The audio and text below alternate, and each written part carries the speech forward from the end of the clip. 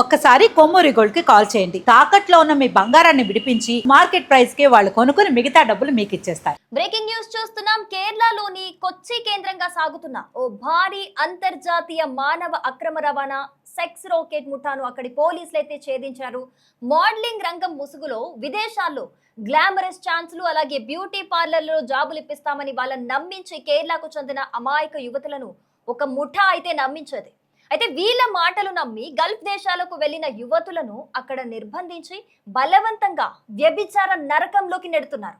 విదేశాలకు తీసుకెళ్లిన అనంతరం బాధితులకు అక్కడి ఆహారంలో మత్తుమందిచ్చి స్పృహ లేని సమయంలో వాళ్ళపై లైంగిక దాడులు చేసి ఆ దృశ్యాలను రికార్డ్ చేసేవారు. అయితే ఆ తర్వాత పాస్పోర్ట్లను వాళ్ళు స్వాధీనం చేసుకొని ఆ వీడియోల ఆధారంగా వాటిని చూపించి బ్లాక్ మెయిల్ చేస్తూ లొంగ తీసుకునే వాళ్ళని విచారణలో బయటపడింది. ఇదంతా కూడా విచారణలో బయటపడింది. అయితే ఈ ఇంటర్నేషనల్ నెట్వర్క్ దారుణాల నుంచి తప్పించుకున్న ఇద్దరు బాధిత యువతులు కొచ్చి పోలీసులను ఆశ్రయించి ఫిర్యాదు చేయడం అయితే జరిగింది. సో దీనివల్ల ఈ ఉదంతం అంతా కూడా వెలుగులోకి వచ్చింది. కేసు తీవ్రతను పరిగణలోకి తీసుకున్న కొచ్చి పోలీస్ కమిషనర్ దీనిపై సమగ్ర విచారణ కోసం ప్రత్యేక దర్యాప్తు బృందాన్ని అయితే బరిలోకి దింపారు. అయితే ఈ నేపథ్యంలోనే దేశం విడిచి పారిపోయేందుకు యత్నిస్తున్న ఈ రాకెట్ ప్రధాన సూత్రధారి స్టోయ్ సి సింధు అనే మహిళను లుకౌట్ నోటీసుల ఆధారంగా అయితే ముంబై ఎయిర్పోర్ట్ లో పోలీసులు అక్కడ అరెస్ట్ చేయడం జరిగింది. అయితే ఈమెతో పాటు ఈ ముఠాకు ఇంకొక ముగ్గురు కూడా సహకరించినట్లుగా తెలుస్తోంది. ఆ నిందితులను కూడా అదుపులోకి తీసుకున్నారు పోలీసులు. అయితే ఈ అక్రమ రవాణా వెనుక పెద్ద ఎత్తున నగదు చేతులు మారాయని కూడా పోలీసుల విచారణలో తేటతెల్లమైంది. బాధితులను పరిచయం చేసిన లోకల్ బ్రోకర్లు, ఏజెంట్లకు నిందితులు ఒక్కో అమ్మాయికి 50 నుంచి 1,00,000 వరకు భారీగా కమిషన్లు ఇచ్చినట్లుగా కూడా పోలీసులు గుర్తించారు. అయితే ప్రస్తుతం విదేశాల్లో ఉంటున్న ఈ ముఠాలోని మరో 2 కీలక నిందితులను అయితే పట్టుకొచ్చేందుకు పోలీసులు ముమ్మరంగా అయితే ప్రయత్నిస్తున్నారు.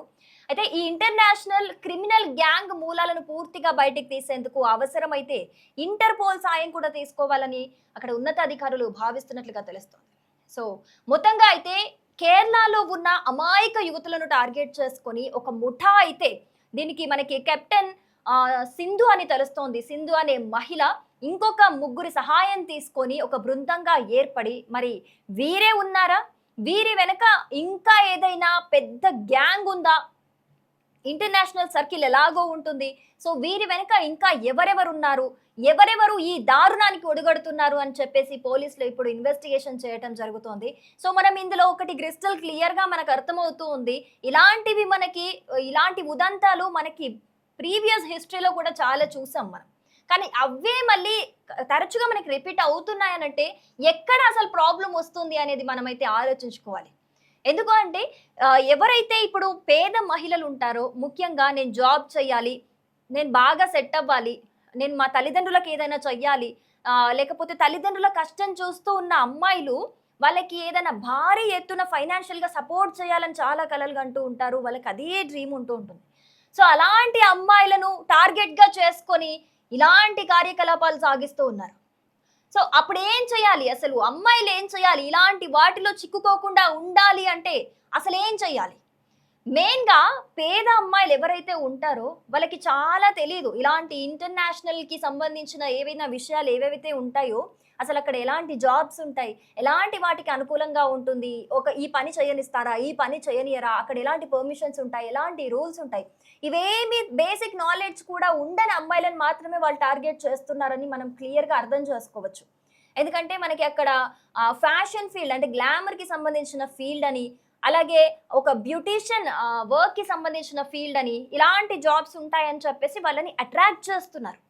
సో అది నిజమా కాదా, నిజంగానే అలాంటి ఉద్యోగాలు అక్కడ ఉంటాయా అనే బేసిక్ నాలెడ్జ్ కూడా వాళ్ళకి లేని అమ్మాయిలను వాళ్ళు టార్గెట్గా చూస్తున్నట్లుగా మనకు తెలుస్తోంది. సో ఇప్పుడు ఒక సినారియో తీసుకుందాం మనము. ఇందులో ఇంకొకటి అర్థమవుతుంది ఏంటి అని అంటే, అక్కడ బ్రోకర్లకి ఒక్కో అమ్మాయిని అప్పచెప్పినందుకు 50,000 నుంచి 1,00,000 రూపాయల వరకు ముట్ట చెబుతున్నట్టుగా మనకు తెలుస్తోంది. అంటే మన చుట్టూ ఉన్న వాళ్ళలోనే మనకి కీడు చేసే వాళ్ళు ఉన్నారు అనేది యువతులు గ్రహించాలి. ఎందుకు అంటే మన చుట్టూ ఉన్న వాళ్ళు ఈ అమ్మాయిని పంపించేస్తే నాకు ఇంత లాభం వస్తుంది కదా అని చెప్పేసి నీ అమాయకత్వాన్ని టార్గెట్ చేసుకొని ఖచ్చితంగా నీ అమాయకత్వమే అక్కడ టార్గెట్ అవుతుంది.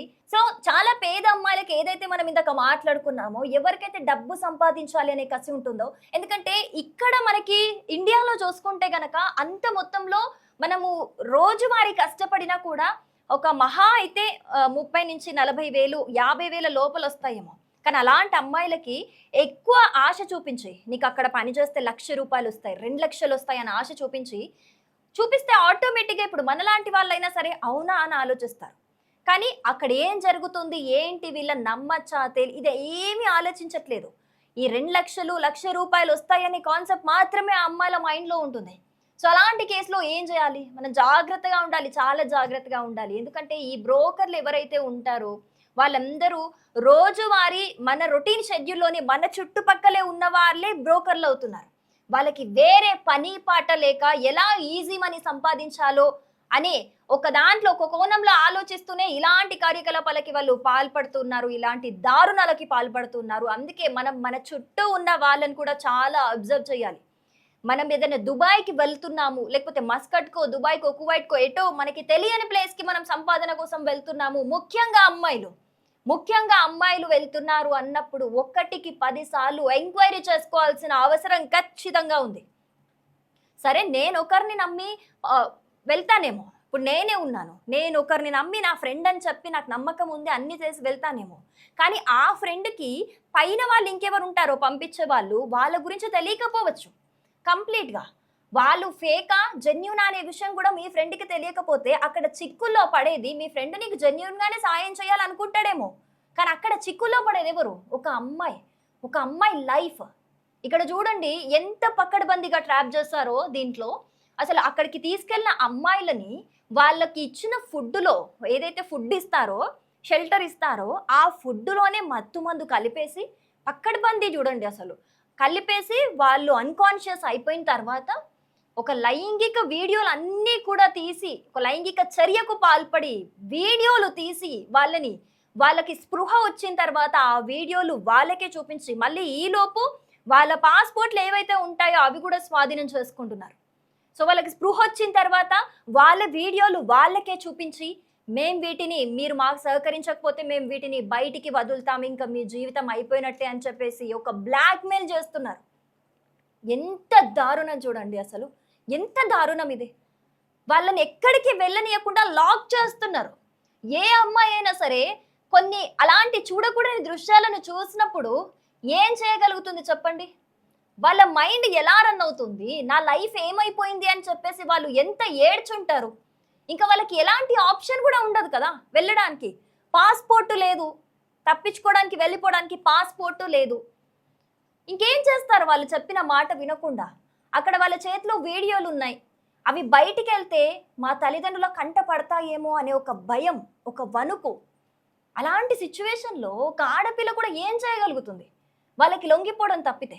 అలా ఎంతో మంది అమ్మాయిలను పొట్టన పెట్టుకున్నారు వాళ్ళు. ఎంతో మంది అమ్మాయిల జీవితం నాశనం చేశారు. కానీ ఒక వీర నారి లాంటి 2 అమ్మాయిలు ఎలా తప్పించుకున్నారు కానీ కొచ్చి పోలీస్ స్టేషన్‌కి వచ్చి మరి ఫిర్యాదు చేశారు. నిజంగా ఇక్కడ ఈ 2 యువతులు బాధితులు ఎవరైతే ఉన్నారో వాళ్ళకి నిజంగా మనం హ్యాట్స్ ఆఫ్ చెప్పాల్సిందే. ఎందుకంటే ఇది చాలా పెద్ద ముఠాగా మనకి తెలుస్తోంది. దీంట్లో మేబీ ఎవరి సపోర్ట్ ఉండుంటుందో, దీని వెనుక ఇంకెవరున్నారో, పెద్ద వాళ్ళ చేతులు ఏవున్నాయో, దీంట్లో మనీ ట్రాన్స్ఫర్ కూడా చాలా జరిగింది అనేది కూడా మనకి తెలుస్తోంది. సో ఇంత పెద్ద ఎత్తున ఇంత పకడ్బందీగా జరుగుతూ ఉంది. అది కూడా వేరే దేశానికి తీసుకెళ్తున్నారు ఎవ్వరికి అనుమానం రాకుండా అనంటే చూడండి ఎంత పెద్ద గ్యాంగ్ ఉండుంటుంది, ఎంత పెద్ద నెట్వర్క్ ఉండుంటుంది వెనక. వాళ్ళందరినీ అదంతా తప్పించుకొని 2 బాధితులు వెనక్కి వచ్చి మరి ఫిర్యాదు చేశారు అనంటే నిజంగా వాళ్ళ సాహసానికి మనం సల్యూట్ చేయాల్సిందే. సో మళ్ళీ చెప్తున్నాను, అమ్మాయిలు ఈ మొత్తం ఘటన చూశాక మనం నేర్చుకోవాల్సింది ఒకటే, ఎప్పుడైనా సరే సంపాదించాలి, తల్లిదండ్రులకు పెట్టాలి, లేకపోతే ఫినాన్షియల్ నీడ్స్ అనేవి అందరికీ ఉంటాయి, తప్పు కాదు. మనం కష్టపడడానికే వెళ్తాం, కానీ మనం కష్టపడడానికి ఎంచుకున్న రూట్ ఎలాంటిది, మనం ఎవరిని నమ్మి వెళ్తున్నాం, వాళ్ళ బ్యాక్గ్రౌండ్ ఏంటి, అన్నీ కూడా ఖచ్చితంగా మనం 1కి 10 సార్లు చెక్ చేసుకున్న తర్వాతే మనం వెళ్ళాలి. ఇలాంటి వాళ్ళు తక్కువ డబ్బులకి తీసుకెళ్తామన్నా కూడా తీసుకెళ్తారు. అప్పుడు ఖర్చు తక్కువ అవుతుంది కదా అని టెంప్ట్ అయి కూడా మనం వెళ్తూ ఉంటాం. సో అలాంటివే తప్పు. అసలు వెళ్ళడానికి ఎంత ఖర్చు అవుతుంది? వీళ్ళు జెన్యూనా కాదా ఏంటి? వీళ్ళు ఇంతకుముందు ఎవరిని పంపారు? ఏదైనా రిఫరెన్స్ ఉందా? వాళ్ళతో మాట్లాడడం కావచ్చు, వెళ్ళిన అక్కడ ఉండి ఎవరినైతే పంపించారో వాళ్ళతోని రిఫరెన్స్ ఉన్న వాళ్ళతోని మాట్లాడడం కావచ్చు. ఇవన్నీ కూడా మనం రీచెక్ ఒక్కటికి 10 సార్లు రీచెక్ చేసుకున్న తర్వాతే ఇలా మనం కష్టపడడానికైనా వేరే తెలియని ప్లేస్‌కి వెళ్తున్నప్పుడైనా అలా చెక్ చేసుకొని మరి వెళ్ళటం అనేది చాలా చాలా ఇంపార్టెంట్. సో మనకి ఈ ఘటన అయితే ఆ ఇద్దరు తప్పించుకున్న బాధితులైతే మనకి ఇండైరెక్ట్ గా చెప్తున్న మెసేజ్ అదే. ఒకటికి 10 సార్లు మనం ఖచ్చితంగా రీచెక్ చేసుకోవాలి.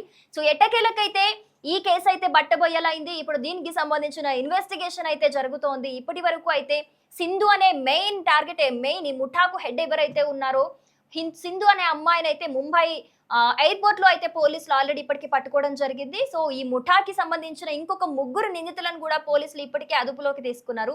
సో వీళ్ళ ద్వారా అసలు ఈ మొత్తం ప్లాన్ వెనక ఎవరున్నారు, ఇంకా పెద్ద పెద్ద వాళ్ళు ఎవరైనా ఇన్వాల్వ్ అయ్యి ఉన్నారా, అసలు ఈ మనీ ట్రాన్స్ఫర్ కి సంబంధించి పెద్ద పెద్ద మొత్తంలో మనీ కూడా అటు ఇటు బదిలీ అయినట్టుగా మనకి తెలుస్తుంది. సో మొత్తంగా ఎవరు ఏంటి అనేది కంప్లీట్ గా దీనికి స్టార్టింగ్ పాయింట్ ఏంటి, ఏం జరుగుతోంది, ఒకవేళ అవసరం అయితే అక్కడ కూడా మనకి దుబాయ్లో కూడా అక్కడ గవర్నమెంట్ హెల్ప్ తీసుకొని కూడా ఈ కేసునైతే ఎట్టకేలకు ఖచ్చితంగా ఛేదించాల్సిందే. మిగతా అమ్మాయిలు ఇద్దరు మాత్రమే బయటికి వచ్చి మనకి సేవ్ అయినట్టుగా తెలుస్తోంది. సో ఇంకా అక్కడ వాళ్ళు తీసుకెళ్ళిన దగ్గర ఇంకెంతమంది అమ్మాయిలు ఉన్నారు, అసలు ఎంతమంది వాళ్ళ కస్టడీలో ఉన్నారు, ఎంతమంది ఈ వ్యభిచారానికి నిజంగా బలయ్యారు అనేది అయితే పోలీసులు ఇప్పటికీ ఇన్వెస్టిగేట్ చేస్తూ ఉన్నారు.